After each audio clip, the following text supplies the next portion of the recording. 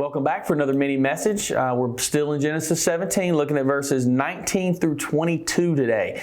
Listen to what this says. It says, "But God replied, 'No, Sarah, your wife, will give birth to a son for you.'" Because remember, in the previous section, in verses 17 and 18, Abraham had laughed to himself, which is an important part of this, about what God was saying. And then he said, "May Ishmael receive these special blessings." So God corrects him here and says, "No, Sarah, your wife, will give birth to this son. You will name him Isaac, and I will confirm my covenant with him and his descendants as an everlasting covenant." So what this means is the covenant promise that has come down throughout all of the centuries is still applicable to the Jewish people today. It still holds true.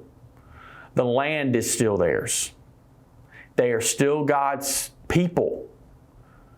They still have the descendants. Talks about like the grain of sand on the seashore and the number of stars in the sky. All these promises in this covenant are still there.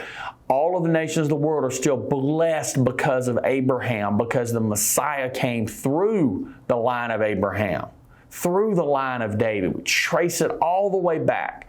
So as I look at this, that's what's happening here. Verse 20. As for Ishmael, because remember, yesterday we talked about this, Abraham wanted the special blessing to be on Ishmael. He says, "As for Ishmael, I will bless him also, just as you've asked. I will make him extremely fruitful and multiply his descendants." And this happened. "He will become the father of 12 princes, and I will make him a great nation. But my covenant will be confirmed with Isaac, who will be born to you and Sarah about this time next year." And when God had finished speaking, he left Abraham. Now, one of the fun things is what he names the child. He tells him to name him Isaac. And Isaac means laughter. And God does this because of the laughter that Abraham did back up in verse 17, when he laughed to himself in disbelief. And also because he brings us joy to his parents. Can you imagine after 25 years, the day Sarah comes in and says, "Oh, by the way, I'm pregnant"?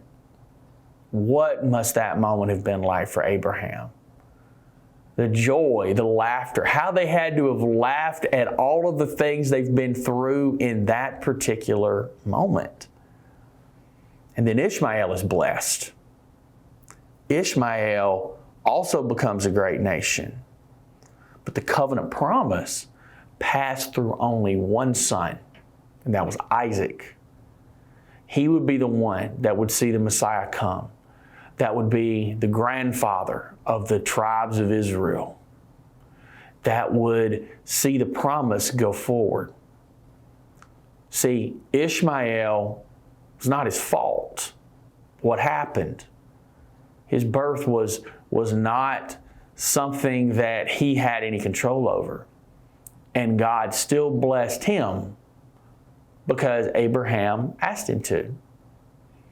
So as I look at this, what I see from it is God's plans come to fruition in God's timing. Not our timing, God's timing. And we can trust in that. Be blessed. Have a great day. See you guys soon.